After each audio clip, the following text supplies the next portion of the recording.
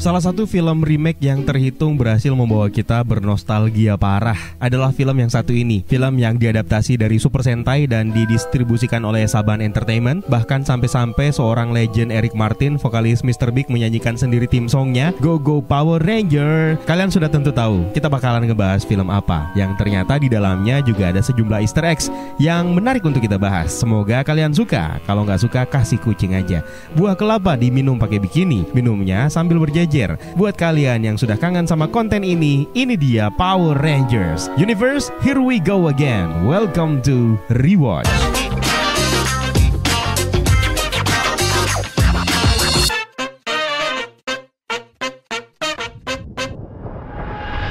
Nge-rewatch kembali film ini membawa ingatan kita kembali pada sebuah meme terkenal beberapa waktu yang lalu. It's Morbin Time. It's Morbin Time. Untuk yang belum tahu asal mulanya dari mana, ya dari sini. Alright then. It's Morbin Time. Theme songnya juga legend banget, bikin kita jadi pengen balik lagi ke masa-masa ketika dunia masih belum dikuasai oleh benda-benda digital. Untuk yang di pelosok, kalau nggak pakai parabola, nggak mungkin bisa nonton series ini. Kalaupun pakai antena UHF, harus kerja keras muter-muter antena buat ngilangin semut-semut di TV. Tapi ya, era itu sudah hilang karena TV analog sekarang sudah di switch off dan kita sudah berada di era TV digital. Oke, cukup curhat-curhatannya tentang masa lalu. Sekarang kita bahas langsung aja filmnya. Film yang dirilis pada tahun 2017 disutradarai oleh Dean Israel yang juga pernah mengerjakan proyek Almanac. Dia adalah seorang produser dan sutradara yang berasal dari Afrika Selatan ya, bukan Israel. Film ini dibintangi oleh nama-nama muda pada saat itu. Ada Dacre Montgomery sebagai Jason Scott, Naomi Scott sebagai Kimberly Hart, R.G. Cyler sebagai Billy Cranston, Becky G sebagai Trini Kwan, dan ada Ludi Lin sebagai Zack Taylor. Untuk musuhnya ada Elizabeth Banks sebagai Rita Repulsa. Aduh, kangen banget sama nama-nama ini. Juga ada Bill Hader sebagai pengisi suara Alpha 5 dan Bryan Cranston sebagai Zordon. Udah cukup perkenalannya, sekarang kita pengen kasih spoiler warning terlebih dahulu. Kalau mau lebih asik mendingan nonton filmnya aja langsung biar lebih dapat unsur nostalgia dan sensasi sinemanya. Soalnya di sini hanya cuplikannya doang sambil kita ceritain. Jadi nggak seru kan? Tapi ada breakdownnya juga kok nanti di sesi terakhir. Ya udah, langsung aja. Bermula di era Kenozoikum, era di mana kehidupan di bumi itu didominasi oleh hewan mamalia, burung, dan tumbuh-tumbuhan. Pasukan yang dikenal sebagai Power Rangers ditugaskan untuk melindungi kehidupan di bumi dan melindungi Zeo Crystal. Sayangnya, salah satu dari mereka yaitu Ranger Hijau, Green Ranger, yang bernama Rita Repulsa mengkhianati rekan Power Rangers-nya dan menyebabkan Ranger Kuning, Yellow Ranger tewas dan Red Ranger atau Ranger Merah sekarat. Rita Repulsa berencana untuk mendominasi alam semesta, sementara Ranger Merah yang bernama Zordon selamat dari serangan Rita Repulsa tersebut lalu mengubur 5 power coins. Zordon memerintahkan Alpha 5, asisten robotnya, untuk meluncurkan serangan meteor ke bumi yang akhirnya membunuhnya, memusnahkan para dinosaurus dan menghempas Rita Repulsa tenggelam ke dasar laut. 65 juta tahun kemudian di kota Angel Grove, seorang pemuda bersama dengan rekannya berniat usil di sebuah peternakan sapi yang membuat mereka dikejar petugas kepolisian. Dia adalah Jason Scott. Gobloknya, rekannya malah memerah susu sapi tersebut, tapi tanpa dia ketahui sapi itu adalah sapi jantan. Makanya kamu nanya. Ya kan kamu nanya, bukan saya yang bertanya. Mereka pun terlibat aksi kejar-kejaran di jalan raya dengan polisi yang membuat mereka mengalami kecelakaan. Akibat aksinya tersebut, Jason Scott harus menjadi tahanan rumah dan mengubur mimpinya untuk bertanding membela sekolahnya dalam pertandingan football karena dia diberhentikan. Inilah yang membuat ayah Jason yang bernama Sam Scott murka.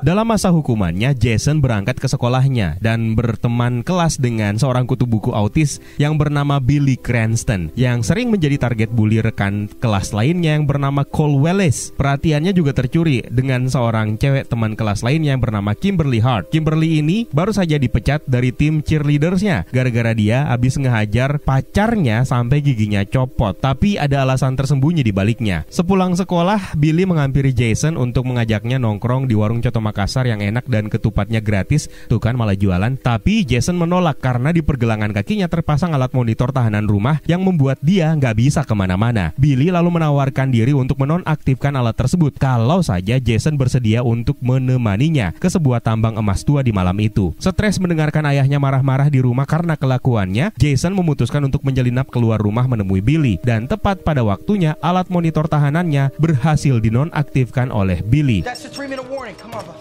What are you doing? So much. Dude, come on. Sebagai tanda terima kasih, Jason pun menemani Billy menuju tambang emas tua yang dimaksud tadi, yang ternyata lokasi tersebut pernah menjadi lokasi kerja mendiang ayahnya. Sesampainya di sana, Billy bermaksud mencari sebuah benda antik dengan memasangi alat peledak di setiap sisi tebing. Jason sendiri meninggalkan Billy, lalu pergi untuk menjelajahi area tersebut dan tanpa sengaja bertemu dengan Kimberly di danau. Di sisi lain, lokasi tersebut ternyata juga ada Zack yang sedang mengawati seorang cewek lain yang juga sering datang ke tempat tersebut untuk menenangkan diri, dan dia bernama Trini. Billy tiba-tiba meledakkan alat peledaknya untuk memecahkan dan menghancurkan tebing, yang tentu saja menarik perhatian Jason, Kimberly, dan juga Trini Kwan serta Zack Taylor. Mereka berlima lalu menemukan power coin dan mereka mengambilnya satu persatu. Sayangnya, ledakan tebing tersebut memikat perhatian petugas keamanan area terlarang tambang tersebut dan mengharuskan mereka segera kabur dan berpencar.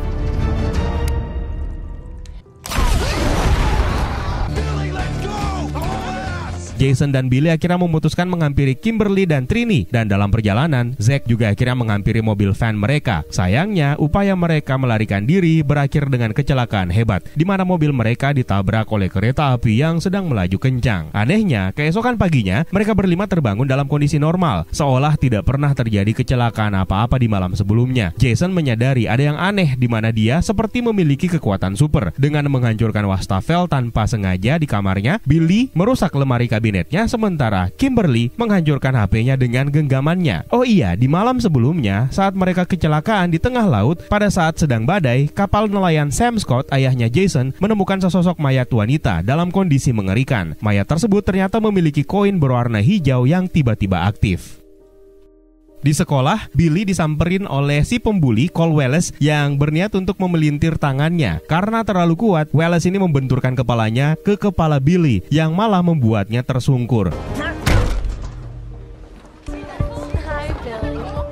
Ini tentu saja membuat Billy menjadi tenar, ditambah lagi ketika dia dihampiri oleh Kimberly. Kim, Jason, dan Billy merasa aneh setelah mereka memiliki power coin yang tiba-tiba pada saat itu juga bereaksi kembali. Di dermaga, di kapal nelayan Sam Scott, petugas polisi memeriksa tubuh Rita yang ditemukan. Dan tiba-tiba Jason, Kimberly, dan Billy akhirnya kembali ke tambang, bertemu kembali dengan Zack, lalu mengejar Trini yang dengan kemampuannya memanjat tebing dengan begitu cepat, lalu melompat menyeberang bukit, melewati lembah, sungai mengalir indah. Kayak kenal lagunya. Semua mengikutinya, namun Billy malah terjatuh ke jurang. Bukannya metong, Billy malah meminta teman-temannya menyusul ke dasar jurang karena ada sebuah kolam yang begitu jernih di bawah sana. Menyelam lebih jauh, mereka malah menemukan anomali di mana terdapat sebuah gua rahasia di balik kolam, dan mereka menemukan sebuah pesawat ruang angkasa di mana di sana mereka bertemu dengan Alpha 5. Mereka berlima kemudian diminta untuk naik ke atas footprint, dan kemudian kesadaran Zordon pun akhirnya diaktifkan. Alpha 5 menjelaskan bahwa dia telah menyimpan kesadaran Zordon di matriks pesawat tersebut selama ini. Mereka lalu memberitahu para remaja tentang sejarah Power Rangers dan Rita Repulsa, sambil menegaskan bahwa mereka berlima kini adalah Power Rangers berikutnya. Zordon lalu memperingatkan bahwa mereka memiliki waktu 2 minggu sampai Rita Repulsa memiliki kekuatan penuhnya, menemukan Zeo Crystal dan menggunakannya untuk menghancurkan kehidupan di bumi. Sambil Zordon memperlihatkan penglihatan masa depan ketika Rita mendatangi mereka dan menghancurkan Angel's Groove. Zeo Crystal ini sendiri merupakan penopang energi kehidupan yang dimiliki bumi dan dimiliki oleh semua planet, dan inilah yang diincar oleh Rita untuk menguasai bumi. Zordon memohon kepada Jason untuk meyakinkan timnya agar mau membantunya. Standing in this circle as a team, you can easily connect to the morphing grid. Di rumahnya, Zack rupanya sedang merawat ibunya yang sedang sakit. Jadi dia ini sebenarnya takut jika pulang ke rumah suatu saat nanti dia mendapati ibunya meninggal. Sementara Trini diajak ngobrol oleh keluarganya di meja makan. Ibunya sering kesal karena Trini ini orangnya introvert dan bahkan cenderung gak mau komunikasi sama keluarganya. Sementara Jason mengenang mobil ayahnya yang rusak akibat ulahnya, dan Sam berniat untuk menjualnya. Di saat yang sama, polisi datang ke rumah Sam untuk melaporkan temuan mayat wanita yang ada di kapal tinggal nelayannya. Sementara itu, Rita akhirnya terbangun dari tidur panjangnya, kelaparan, dan mengincar setiap jenis benda berbahan emas, termasuk gigi. Rita bermaksud untuk mengumpulkan kepingan emas untuk membangkitkan makhluk ciptaannya yaitu Goldar, dan berniat untuk mencari kristal Zeo. I need gold. I build my beautiful Goldar. Kembali ke markas, Zordon meminta kelima remaja ini untuk berubah dengan menaiki footprint. Namun rupanya mereka tidak bisa merasakan dan mendapatkan armor mereka. Oleh karena itu, Zordon menyarankan mereka untuk latihan tanpa armor, menghadapi simulasi hologram monster batu putih yang mirip seperti monster yang bisa diciptakan oleh Rita Repulsa. Mereka terus berlatih selama seminggu. Namun, upaya mereka mendapatkan armor masih tidak kunjung membuahkan hasil. Bermaksud menginspirasi mereka, Alpha 5 menunjukkan Dinozord kepada mereka, yang merupakan robot raksasa yang meniru tampilan binatang purba dari 5 jenis dinosaurus yang berbeda-beda. Penasaran, Zack malah mengeluarkan Zordnya untuk bersenang-senang dan hampir membunuh teman-temannya. Ini membuat Jason marah dan mereka pun akhirnya terlibat perkelahian. Ketika mencoba untuk melerai, Billy secara spontan berubah bentuk dan mendapatkan armornya sebagai Blue Ranger. Namun ketika dia menyadarinya, armor tersebut malah menghilang. Merasa kecewa karena kelima anak muda ini tidak kunjung mendapatkan kemajuan, Zordon menyuruh mereka berhenti latihan dan mendingan pulang aja. Malam itu, mereka berniat untuk menghabiskan malam di lokasi tambang. Sementara Jason kembali ke kapal dan menemukan fakta bahwa ternyata Zordon membutuhkan Jason dan kawan-kawan untuk berubah agar Morphin Grid aktif kembali dan itu bisa membawa Zordon kembali ke kehidupan secara fisik. Mengetahui hal tersebut, Jason merasa terhianati dan menuduh Zordon berniat menyatukan Power Rangers baru untuk tujuannya sendiri. Meski sebenarnya Zordon bertujuan untuk menghentikan Rita dalam upayanya mencuri Zeo Crystal. Jason pun meninggalkan Zordon dan Alpha 5 lalu bergabung dengan rekan-rekannya. Di sini mereka merasa perlu saling mengenal satu sama lain lebih dekat, dengan harapan mereka bisa mendapatkan kekuatan dan armornya sebagai Power Rangers. Zack pun mulai memperkenalkan dirinya sebagai remaja yang tinggal berdua di sebuah trailer dengan ibunya dan takut kehilangan ibunya yang sedang sakit. Trini sendiri adalah seorang cewek yang berjuang untuk mendapatkan teman dan mempertanyakan orientasi seksualnya. Billy juga menceritakan tentang dirinya. Jason sendiri sudah cukup terkenal, jadi dia nggak perlu mengenalkan dirinya. Namun Kim memilih untuk tidak menceritakan tentang dirinya dan masalahnya. Sekembalinya dari lokasi tambang, di malam hari di kamarnya, Trini didatangi oleh Rita, yang kemudian mengidentifikasi kalau Trini ini adalah Ranger kuning. Rita pun menunjukkan armor Ranger hijaunya, lalu memaksa Trini memberitahu letak kristal Zeo. Sayangnya Trini tidak tahu dan Rita memberinya ultimatum untuk mencari tahu letak lokasi kristal tersebut dan membawa teman-temannya menuju dermaga. Sementara itu, di tempat lain, Kim menyelinap masuk ke kamar Jason sambil menceritakan mengenai dirinya yang dituduh terlibat dalam cyberbully dan itulah penyebab dia menghajar pacarnya sampai giginya copot. Mereka lalu berkumpul di lapangan football setelah menerima SMS dari Trini yang memberitahu mereka tentang kedatangan Rita. Jason pun bertekad untuk menemui Rita dan mengajak rekan-rekannya untuk berhenti berharap kalau mereka adalah manusia super setelah mengetahui tujuan Zordon yang sebenarnya. Sesampainya di dermaga, mereka menemukan sosok orang tua yang terikat dan ternyata itu adalah perangkap. Lalu Rita pun menyerang mereka. Sayangnya kemampuan dan tekad mereka tidak cukup untuk melawan Rita, nggak pakai Sugiarto ini. Rita lalu memaksa Billy untuk mengungkapkan lokasi kristal Zeo, yang ternyata dia tahu bahwa lokasi kristal tersebut berada di bawah Krispy Kreme setelah dia menelusurinya sebelumnya. Setelah memberitahu lokasi kristal Zeo tersebut, Rita pun membunuh Billy dan membiarkan rekan lainnya tetap hidup.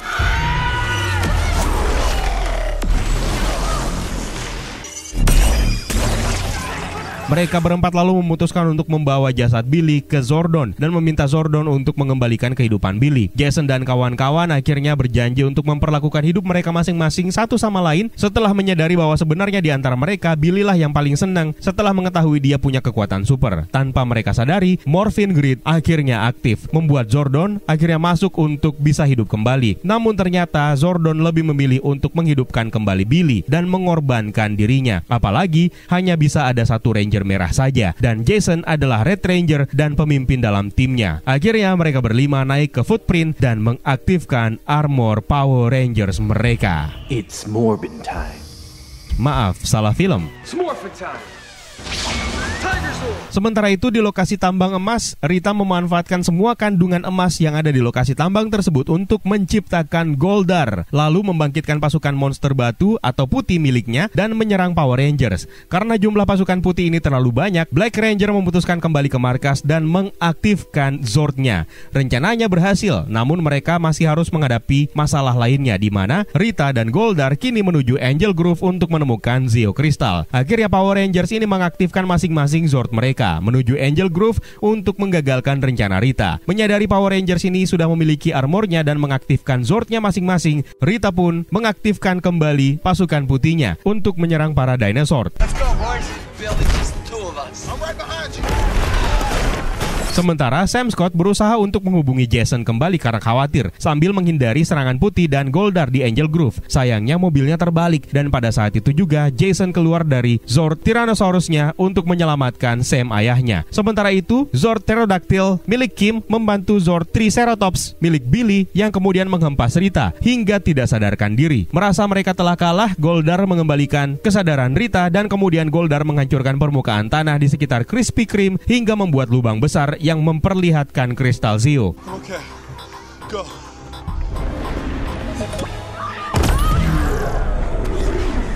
Goldar lalu mendorong semua dinosaur ke dalam lubang yang penuh dengan larva tersebut. Mengira diri mereka kini sudah berakhir, Power Rangers terkejut mengetahui mereka selamat dan kini dinosaur mereka bersatu membentuk sebuah robot raksasa yang kita kenal sebagai Megazord. Rita pun bergabung dengan Goldar memberikan perlawanan terhadap Megazord. Sayangnya Goldar akhirnya kalah dan Rita diminta untuk menyerah oleh Jason. Dasar keras kepala, Rita menolak menyerah lalu menantang dengan memberitahu Power Rangers bahwa akan ada lebih banyak lagi yang akan datang mengincar Zeo Crystal. Rita kemudian melompat untuk menyerang Megazord, tapi dia kena tempeleng oleh Megazord hingga terlempar keluar angkasa.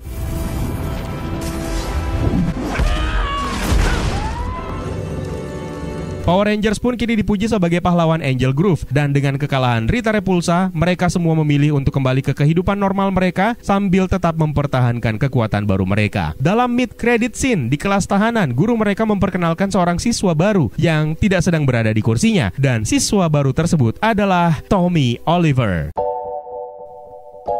Saya mungkin orang yang akan sangat senang sekali kalau film ini dilanjutkan dan memiliki sequel. Namun sayangnya sebagai sebuah karya sinematik, film ini terbilang gagal dari berbagai sisi. Sebelum kita breakdown Easter eggs di dalamnya, saya pengen ngebahas dulu kenapa film ini gagal secara sinematik dari perspektif saya.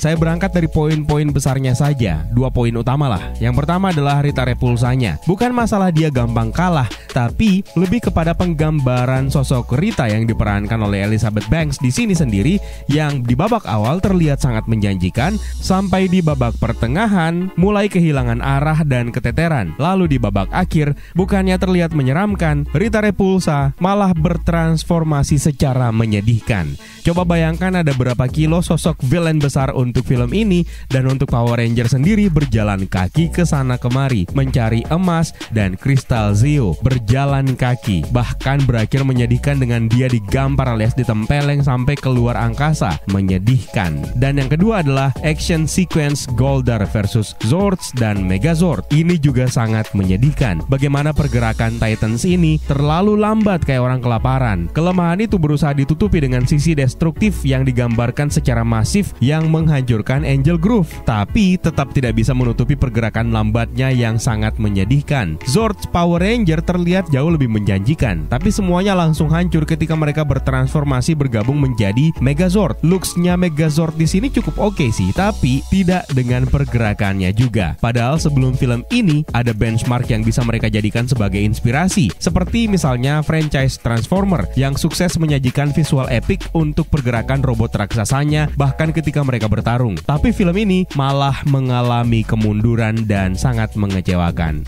Beruntung ada penampilan cameo Amy Jo Johnson dan Jason David Frank di ending film ini yang melengkapi nostalgia saya. Untuk penggemar Mighty Morphin Power Rangers pasti tahulah kalau mereka adalah pemeran asli Kimberly Hart dan Tommy Oliver yang asli di seriesnya. Dan kehadiran mereka malah membuat para fans lama berteori kalau mereka akhirnya hidup berumah tangga, bahagia, dan Kim dan Tommy memang terlibat hubungan romantis di seriesnya. Oke, cukup untuk keluh kesahnya. Sekarang kita masuk ke sesi Easter eggs breakdown. Tadi sudah ada 1 Easter eggs tuh. Nah sekarang kita masuk ke Easter eggs yang berikutnya.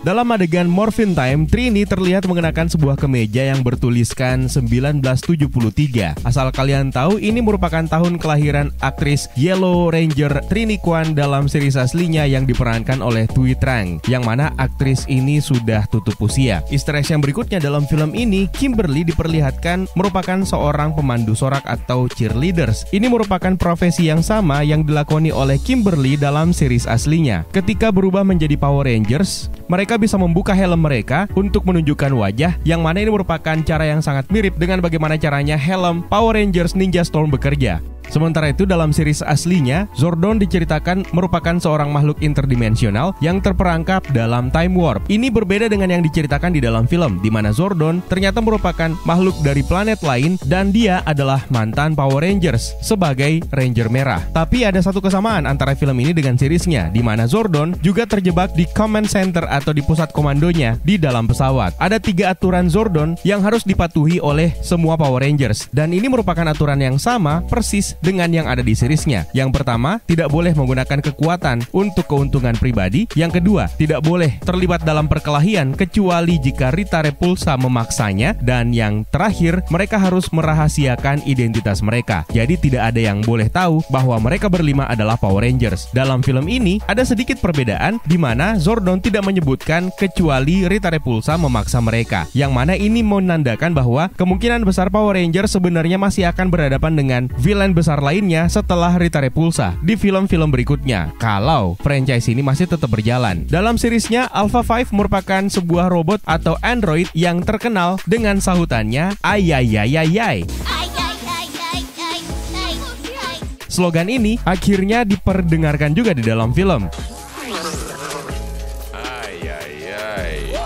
Sayangnya, Alpha 5 di sini tidak diceritakan originnya. Dalam seriesnya, Alpha 5 itu diciptakan oleh King Lexian dari planet Edenoi. King Lexian ini adalah kakek dari Dex yang lebih dikenal sebagai Mask Rider. Jadi masih ada kemungkinan Mask Rider ini bisa diperkenalkan di dalam franchise ini kalau masih akan dilanjutkan. Easter eggs lainnya, di babak awal film kita bertemu dengan 2 orang gadis yang menindas Kimberly. Nah, kemungkinan 2 gadis ini adalah pengganti dari Bulk dan Skull dari series aslinya.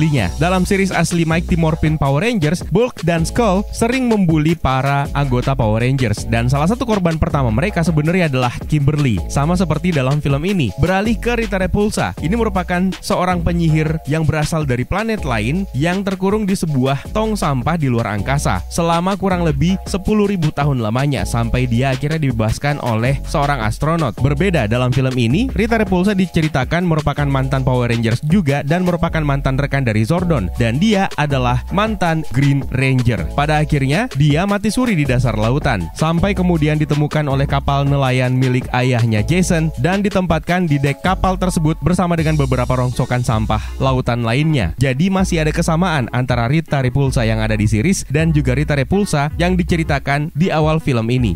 Kesamaan lainnya, Rita Repulsa dalam film ini dan juga di seriesnya sama-sama memiliki tongkat, dan tongkat tersebut digunakan oleh Rita Repulsa dalam film ini untuk membangkitkan monster ciptaannya. Dalam series, dia juga menggunakan tongkat tersebut untuk membuat monsternya tumbuh menjadi besar. Sebuah easter egg lainnya, pada saat Rita Repulsa akhirnya dikalahkan dan digampar hingga terlempar menuju ke luar angkasa, dia terlihat melewati bulan. Ini merupakan sebuah petunjuk juga bahwa dia kemungkinan akan mendirikan markas di bulan, sama seperti dalam seriesnya di mana Rita Repulsa sebenarnya memiliki markas di bulan dan memantau para Power Rangers dari markasnya tersebut. Kesamaan lainnya, dalam film ini Rita Repulsa memiliki koin Green Ranger dan asal-usulnya terungkap karena dia merupakan mantan Green Ranger. Namun di seriesnya, dia memiliki koin Green Ranger tapi tidak pernah diungkapkan secara pasti dari mana dia bisa mendapatkan koin Green Ranger tersebut. Monster yang dihadapi oleh Power Rangers di babak akhir film ini bernama Goldar, yang mana ini merupakan salah satu asistennya dalam series Mighty Morphin Power Rangers. Namun penampakannya sangat jauh berbeda. Fakta uniknya, Goldar merupakan monster pertama yang dihadapi oleh Power Rangers di episode pertama series Mighty Morphin Power Rangers.